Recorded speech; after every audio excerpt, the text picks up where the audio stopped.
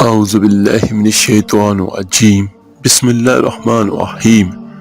السلام علیکم ورحمۃ اللہ وبرکاتہ۔ میرے عزیز بھائیو بہنوں اور بچوں،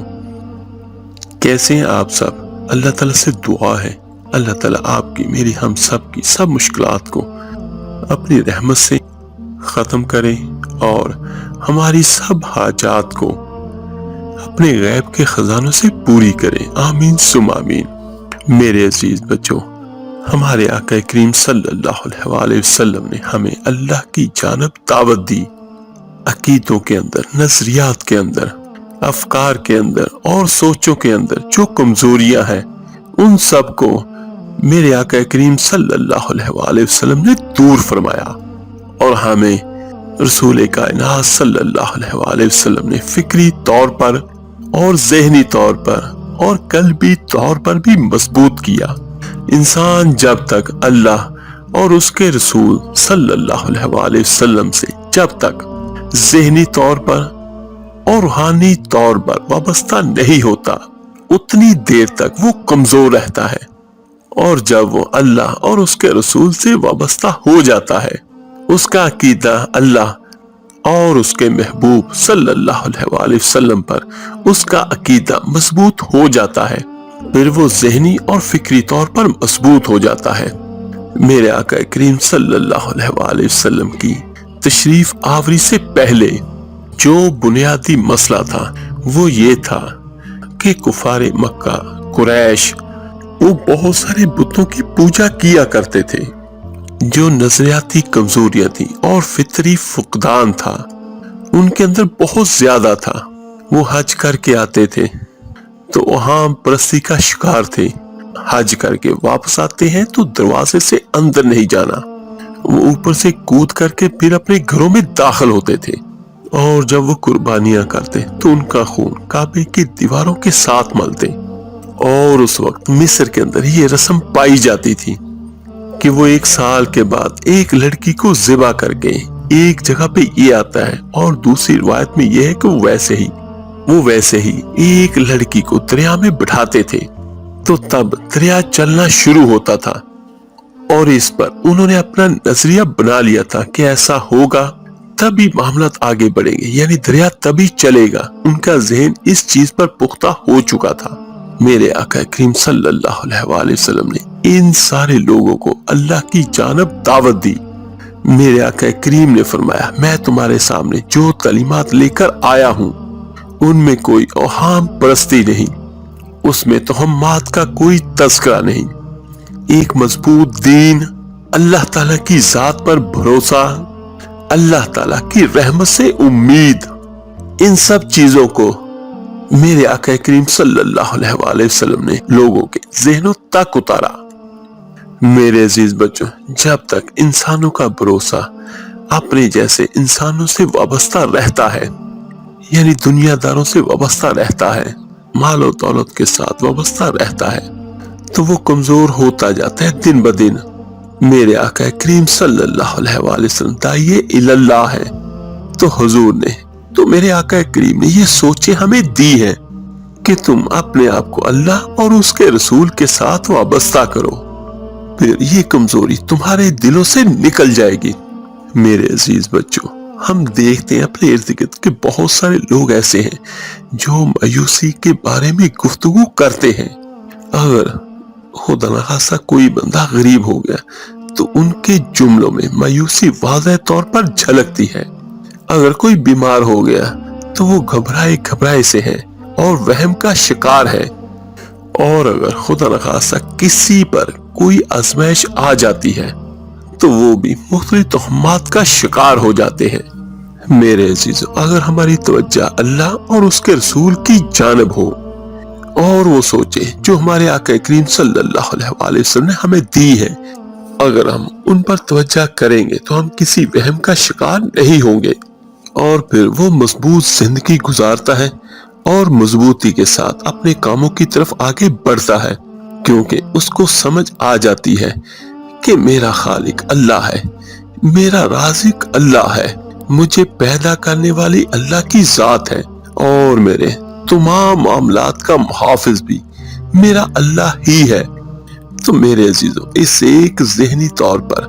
بندے کو قوت ملتی ہے، توانائی ملتی ہے، اور ایسا بندہ لوگوں کے ساتھ زیادہ امیدیں وابستہ نہیں کرتا، دنیا داروں کے ساتھ اس کی توقعات نہیں ہوتی، اس کی امیدیں صرف اللہ سے اور اللہ والوں سے ہوتی ہے۔ اور پھر جب ہمیں یہ یقین ہو جاتا ہے، پھر ہم اپنے آپ کو اللہ کی بارگاہ میں پیش کر دیتے ہیں۔ حدیث مبارکہ ہے، ترمذی شریف میں موجود ہے، راوی حضرت عبداللہ ابن مسعود رضی اللہ تعالی عنہ ہے۔ ذرا اس میں آقا کریم صلی اللہ علیہ وآلہ وسلم کی تربیت کرنے کا انداز سنیے گا۔ حضرت عبداللہ ابن مسعود رضی اللہ تعالیٰ عنہ روایت کرتے ہیں کہ نبی کریم صلی اللہ علیہ وآلہ وسلم نے فرمایا، اللہ تعالیٰ نے ہر جان کو پیدا فرمایا، ہر جان کو اللہ تعالیٰ نے ہی پیدا کیا، اور 3 چیزیں اللہ تعالیٰ نے لکھ دی اس کے لیے۔ ہر جان کو پیدا کیا تو اللہ نے لکھ دیا، اس کا رزق کتنا ہے یہ بھی اللہ نے لکھ دیا، اس کی زندگی کتنی ہے یہ بھی اللہ نے لکھ دی،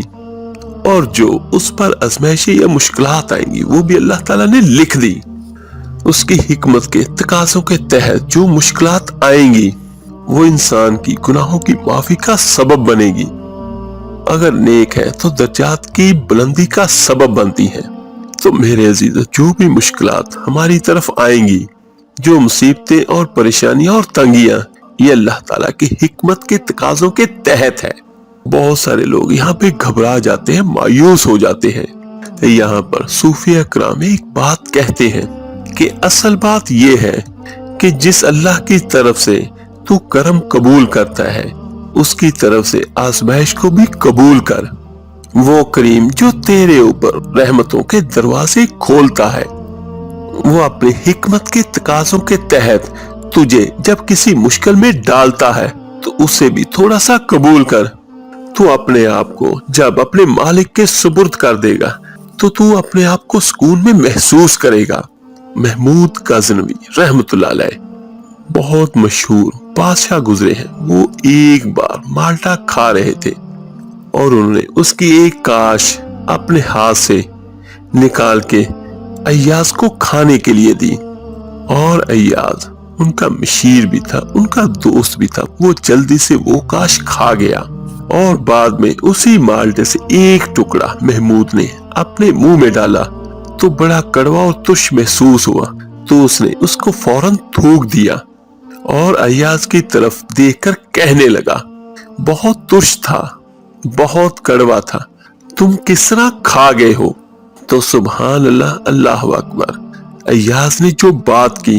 وہ ہمیں سمجھاتی ہے کہ بندے کا رشتہ اپنے اللہ کے ساتھ کس طرح ہونا چاہیے۔ ایاز کہنے لگا، آقا ساری زندگی تیرے ہاتھوں سے میٹھا کھایا ہے، آج ایک کڑوا آیا تھا تو میں اسے تھوک دیتا،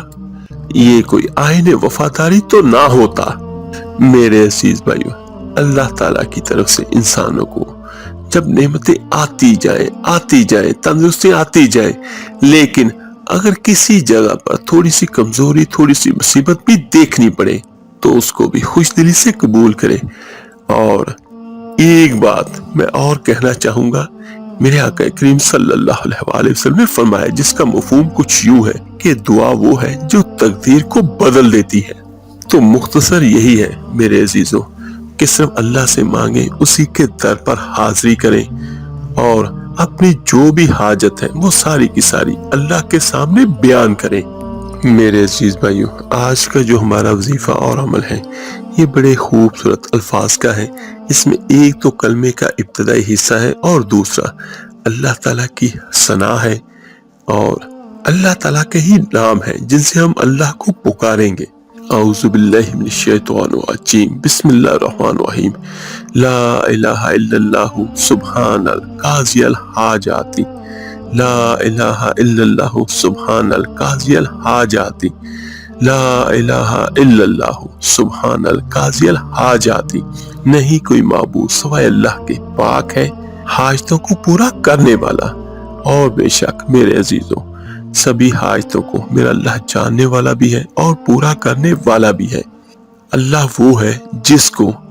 دینے کے لیے کسی سے مانگنا نہیں پڑتا اور نہ ہی کسی سے مشورہ کرنا پڑتا ہے، وہ تو صرف اپنے بندوں کے اٹھے ہوئے ہاتھوں کو دیکھتا ہے، ان کے دلوں کو دیکھتا ہے، ان کی دھڑکنوں کو سنتا ہے اور عطا کر دیتا ہے۔ تو میرے عزیز بھائی، لا الہ الا اللہ ہے جس کی جتنی بھی تعریف بیان کی جائے کم ہے، اور دوسرا اس میں اللہ کو پکارنا ہے، سبحان القاضی الحاجات، پاک ہے سب حاجتوں کو پورا کرنے والا۔ تو جس بھی میرے بھائی، جس بہن کو کوئی بھی حاجت ہو، اللہ سے کوئی کام ہو، تو وہ ایک صاف ستھری جگہ پر بیٹھ کے اس عمل کو کرے، خوشبو کا استعمال کرے، 11 بار شروع میں اور 11 بار آخر میں درود ابراہیمی نماز والا پڑھے، اور اس کلمات کو صرف 1000 بار پڑھنا ہے روزانہ۔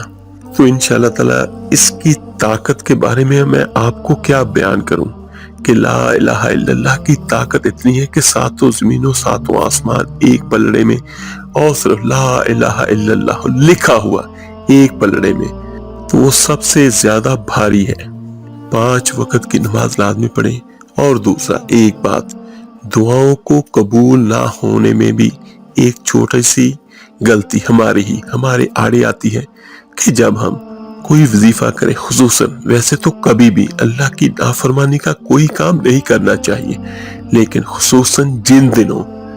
ہم کوئی بھی عملیات یا کوئی بھی وظیفہ کرتے ہیں تو خصوصی طور پر کوشش کریں کہ اپنے پورے دن اور رات میں کوئی بھی ایسا کام نہ ہو جو اللہ تعالیٰ کی نافرمانی کی طرف جاتا ہو۔ تو 5 وقت کی نماز لازمی پڑھیں، اور بعد نماز عشاء زیادہ بہتر ہوتا ہے کسی ایسی جگہ پہ بیٹھیں جہاں پہ آپ کو سکون ہو، اطمینان ہو، اور یہ آپ زبانی پڑھ سکتے ہیں۔ تو روزانہ صرف اس کو 1000 بار پڑھیں، تو انشاءاللہ تعالیٰ چند دنوں میں آپ کی جو بھی حاجت ہوگی وہ اللہ کی رحمت سے، اس کے کرم سے ضرور پوری ہوگی۔ اور ایک چھوٹی سی درخواست اور ہے سبھی بھائیوں بہنوں سے، جب اپنے لیے دعا کیا کریں تو دوسرے بھائیوں بہنوں کے لیے بھی ضرور دعا کیا کریں،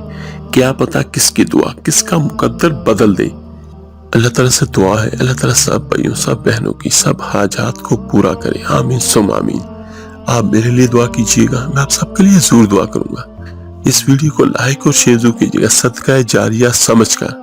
تو ملتے ہیں جلدی انشاءاللہ تعالیٰ ایک نئی وظیفے اور عمل کے ساتھ۔ اپنا بہت بہت خیال رکھیے گا۔ اللہ حافظ۔